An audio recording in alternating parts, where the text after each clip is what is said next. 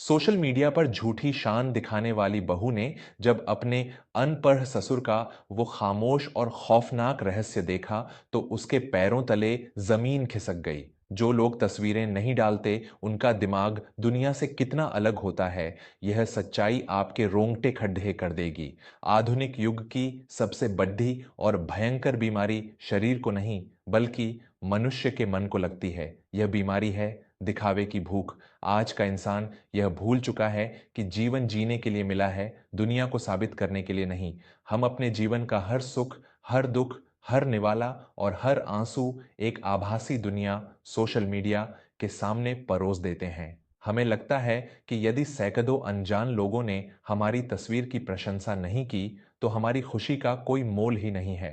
लेकिन इसके बिल्कुल विपरीत कुछ ऐसे भी लोग होते हैं जो अपने जीवन को पूरी तरह गुप्त रखते हैं। उनका यह मौन कोई पिछड़ापन नहीं है, बल्कि यह एक ऐसा अजेय मनोविज्ञान है जिसे दुनिया के बद्धे बद्धे दार्शनिक जीवन का सबसे बद्धा सत्य मानते हैं। आज की यह कहानी आभासी दुनिया के उसी खोखलेपन और एक शांत मन की उस अथाह शक्ति की दास्तान है जो आपकी आंखें खोलकर रख देगी। नीलकंठपुर नाम के एक अत्यंत शांत और सुंदर नगर में भैरवनाथ जी का परिवार रहता था। भैरवनाथ जी नगर के एक अत्यंत सम्मानित और सिद्धांतवादी व्यक्ति थे। उन्होंने अपना पूरा जीवन बहुत ही सादगी और सत्य के मार्ग पर चलते हुए व्यतीत किया था। उनकी पत्नी अरुंधति देवी भी उन्हीं की तरह एक शांत और धर्मपरायण स्त्री थीं। उनका एक युवा पुत्र था, शशांक, जिसका विवाह शहर की एक बहुत ही आधुनिक और महत्वाकांक्षी लड्डे एच की कृतिका से हुआ था। कृतिका एक ऐसी पीढ़ी का हिस्सा थी जिसके लिए वास्तविक दुनिया से ज्यादा आभासी दुनिया सोशल मीडिया का महत्व था।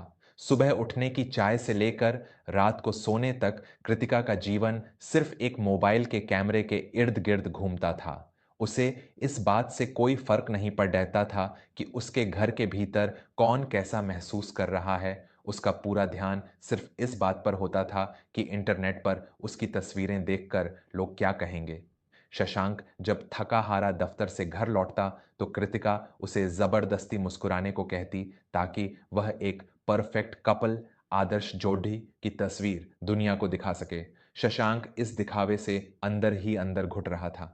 वहीं दूसरी ओर भैरवनाथ जी का जीवन बिल्कुल अलग था। उनके पास कोई आधुनिक स्मार्टफोन नहीं था। वे सुबह उठकर अपनी बगिया में मिट्टी की महक महसूस करते, पक्षियों को दाना डालते और पडीडी हाउस के लोगों से साक्षात मिलकर उनका हालचाल पूछते। वे जीवन के हर क्षण को अपनी आत्मा में उतारते थे। उन्होंने कभी अपनी किसी भी खुशी या यात्रा का ढिंढोरा नहीं पीटा। एक दिन कृतिका बहुत ही महंगे और सुंदर कपड़े पहनकर घर के आंगन में अपनी तस्वीरें खींच रही थीं। उसने देखा कि भैरवनाथ जी एक पुरानी सी कुर्सी पर बैठकर बड़े ही ध्यान से एक पुस्तक पीआरएच रहे हैं। कृतिका को अपने ससुर का यह साधारण जीवन बहुत ही पिछद्दा हुआ लगता था।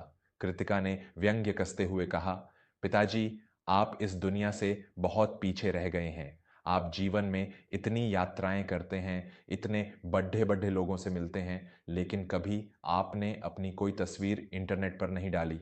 आज के ज़माने में जो दिखता है वही बिकता है। अगर आपने कोई खुशी मनाई और उसे दुनिया को नहीं दिखाया तो उस खुशी का कोई मोल नहीं है। आपकी यह जिंदगी तो बहुत ही नीरस और बोरिंग है। भैरवनाथ जी ने अपनी पुस्तक बंद की। उन्होंने अपनी बहू की आंखों में देखा और उनके चेहरे पर एक बहुत ही गहरी और रहस्यमयी मुस्कान आ गई। भैरवनाथ जी ने अत्यंत शांत और गंभीर स्वर में कहा, बेटी, जिस खुशी को साबित करने के लिए दूसरों की तालियों और प्रशंसा की आवश्यकता पड़ जाए, वह खुशी नहीं, एक मानसिक बीमारी है। तुम जिस आभासी दुनिया को अपना जीवन मान बैठी हो, वह एक भ्रम है। जो लोग अपने जीवन का हर क्षण कैमरे में कैद करने के लिए आतुर रहते हैं, वे दरअसल अपने वर्तमान को खोने से डरते हैं। उनका अपना कोई वजूद नहीं होता। वे एक मानसिक खोखलेपन के शिकार होते हैं। लेकिन जो व्यक्ति अपने क्षणों को गुप्त रखता है, उसका मनोविज्ञान अत्यंत शक्तिशाली होता है। उसे यह प्रमाणित करने की कोई आवश्यकता नहीं होती कि वह प्रसन्न है। वह उस क्षण को जीता है, उसे कैमरे के लेंस में कैद करके मारता नहीं है। कृतिका ने इस गहरी बात को अपनी मूर्खता में हंसी में उड़ड़ा दिया। उसने मुंह बनाते हुए कहा, आपकी ये दार्शनिक बातें मेरी समझ से बाहर हैं पिताजी। मेरा तो यही मानना है कि यदि आप सोशल मीडिया पर नहीं हैं, तो आपका कोई अस्तित्व ही नहीं है। समय अपनी गति से बढ़ाता रहा। कृतिका की यह लत अब एक भयंकर रूप ले चुकी थी। एक दिन शशांक को अपने व्यापार में एक बहुत बड़ा अनुबंध कॉन्ट्रैक्ट मिला, जिसके तहत उसे 1 करोड़ की नकद राशि घर पर रखनी पड़ दी। शशांक ने वह धन अपनी पुश्तैनी तिजोरी में रख दिया। उसी दिन कृतिका की विवाह की वर्षगांठ एनिवर्सरी थी। शशांक ने अपनी पत्नी को उपहार में एक बहुत ही कीमती हीरे का हार दिया। कृतिका खुशी से पागल हो गई। उसने तुरंत वह हार पहना और इंटरनेट पर एक लाइव वीडियो सीधा प्रसारण शुरू कर दिया। अपने झूठे रुतबे और घमंड का दिखावा करने की आरडीएच में कृतिका ने उस वीडियो में न केवल वह हार दिखाया, बल्कि गलती से उसने अपने घर की उस तिजोरी की झलक और उसका स्थान भी दिखा दिया। उसने पूरे शहर को यह बता दिया कि आज रात वे लोग अपनी वर्षगांठ मनाने के लिए शहर से बाहर एक बहुत ही महंगे भोजनालय में जा रहे हैं और उनके सास ससुर भी किसी रिश्तेदार के घर गए हुए हैं। कृतिका ने अपने विनाश के कागजात पर स्वयं हस्ताक्षर कर दिए थे।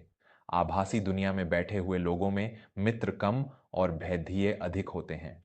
उस रात जब कृतिका और शशांक शहर से बाहर उस भोजनालय में भोजन कर रहे थे, कृतिका लगातार अपनी जगह का पता लोकेशन इंटरनेट पर डाल रही थी। उसी दौरान नीलकंठपुर के उनके सूने घर में एक बहुत बड़ा डाका पड़ीडीडीएच गया। इंटरनेट पर कृतिका का वीडियो देखकर कुछ शातिर अपराधियों ने उनके घर पर धावा बोल दिया। उन्होंने न केवल घर के सारे कीमती आभूषण लूट लिए, बल्कि तिजोरी को गैस कट्टर से काटकर शशांक के व्यापार का वह 1 करोड़ रुपया भी लूट लिया। रात के 12 बजे जब शशांक और कृतिका घर लौटे, तो घर का मुख्य द्वार टूटा हुआ था। अंदर का नजारा देखकर शशांक के पैरों तले जमीन खिसक गई।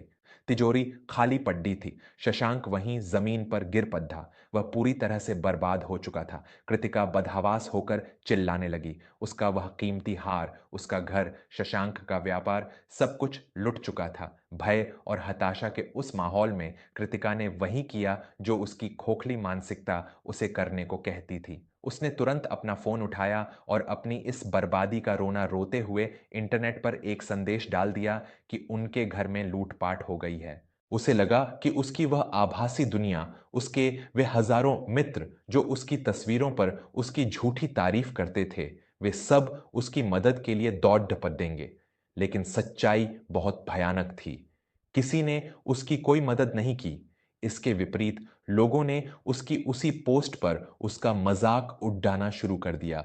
लोगों ने लिखा, तुम्हें दिखावा करने का बहुत शौक था ना, अब भुगतो। यह सब तुम्हारे घमंड का नतीजा है। कृतिका ने अपने जिन करीबी मित्रों को फोन किया, सबने फोन उठाने बंद कर दिए। कोई एक व्यक्ति भी उनके आंसू पोंछने उस घर में नहीं आया।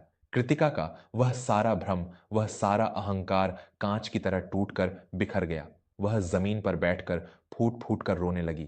उसे समझ आ गया था कि वह जिस दुनिया को अपनी ताकत मान रही थी, वह सिर्फ एक धोखा थी।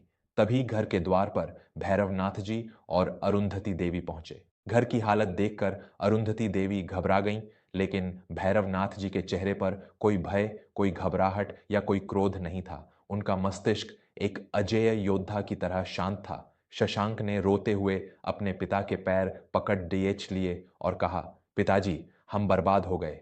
कृतिका के उस वीडियो के कारण चोरों ने हमारा सब कुछ लूट लिया। मेरा व्यापार मिट्टी में मिल गया। पुलिस भी कह रही है कि अब धन मिलना असंभव है। भैरवनाथ जी ने अपने पुत्र को उठाया। उन्होंने कृतिका की ओर देखा, जो शर्म और पछतावे से अपनी आंखें नहीं मिला पा रही थीं।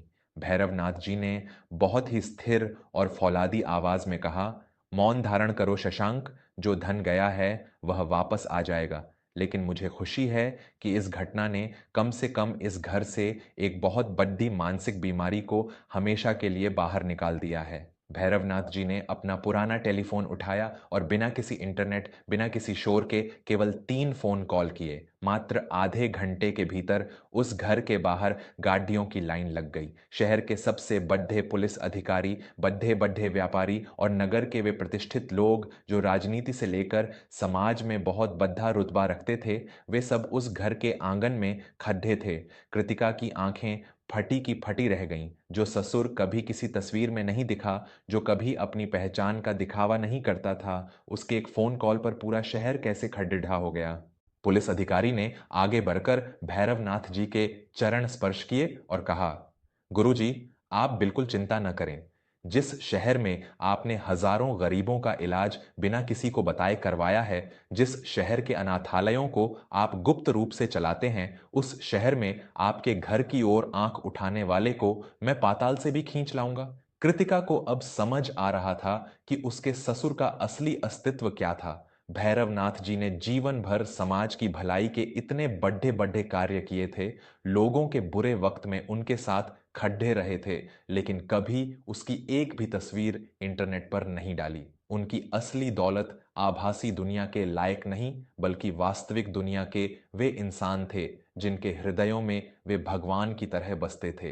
पुलिस ने भैरवनाथ जी के उस गुप्त और शक्तिशाली नेटवर्क का उपयोग किया। अपराधियों को शहर से बाहर निकलने का कोई मार्ग नहीं मिला। मात्र 24 घंटे के भीतर पुलिस ने उन लुटेरों को धर दबोचा और शशांक का एक एक रुपया तथा कृतिका के सारे आभूषण वापस मिल गए। जब पुलिस सारा धन देकर चली गई तो घर में एक गहरा सन्नाटा छा गया। कृतिका दौड़कर भैरवनाथ जी के पैरों में गिर पड्डी और फूट फूट कर रोने लगी। उसका सारा झूठा अहंकार आंसुओं में बह चुका था। कृतिका ने रुंधे हुए गले से कहा, मुझे क्षमा कर दीजिए पिताजी। मैं एक बहुत ही खोखली और मूर्ख लड्डकी थी। मैंने अपने झूठे दिखावे के लिए अपने ही परिवार को मौत के मुंह में धकेल दिया था। मेरे जिन आभासी मित्रों के लिए मैंने अपना घर दांव पर लगाया, उनमें से एक भी मेरे आंसू पोंछने नहीं आया। और आप, जिसे मैंने हमेशा पिछड़ा हुआ और अनपढ़ समझा, आपकी खामोशी में इतनी बड़ी ताकत छिपी थी कि आपने बिना एक भी तस्वीर डाले पूरे शहर को अपने पीछे खद्दा कर दिया। भैरवनाथ जी ने कृतिका को अपने पैरों से उठाया। उनकी आंखों में कोई क्रोध नहीं था, बल्कि एक असीम करुणा थी। भैरवनाथ जी ने बहुत ही गहरे और दार्शनिक स्वर में कहा, कृतिका, जो व्यक्ति निरंतर यह साबित करने में लगा रहता है कि वह खुश है, वह भीतर से सबसे अधिक दुखी होता है।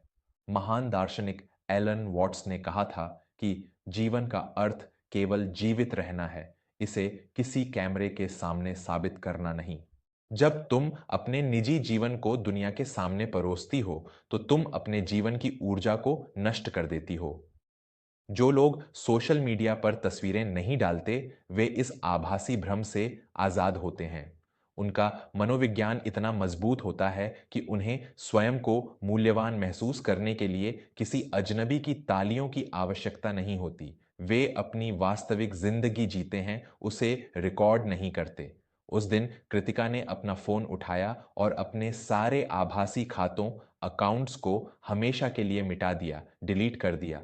उसने दिखावे के उस जहरीले चश्मे को उतार कर फेंक दिया था। यह कहानी आज के समाज और उस हर इंसान के लिए एक बहुत बद्धा दर्पण है, जो अपनी खुशी, अपने दुख और अपनी सफलता को एक स्क्रीन पर खोज रहा है। याद रखिए, आपकी असली दुनिया वह है जो आपके कमरे की चार दीवारों के भीतर आपके अपनों के साथ है। जो व्यक्ति अपने क्षणों को गुप्त रखना सीख जाता है, जो खामोशी से अपना कर्म करता है, उसकी जड़ें इस धरती पर इतनी गहरी हो जाती हैं कि कोई भी तूफान उसे उखाड़ नहीं सकता। दिखावे की इस दुनिया से बाहर निकलिए और अपने जीवन को साबित करने के बजाय उसे जीना शुरू कीजिए।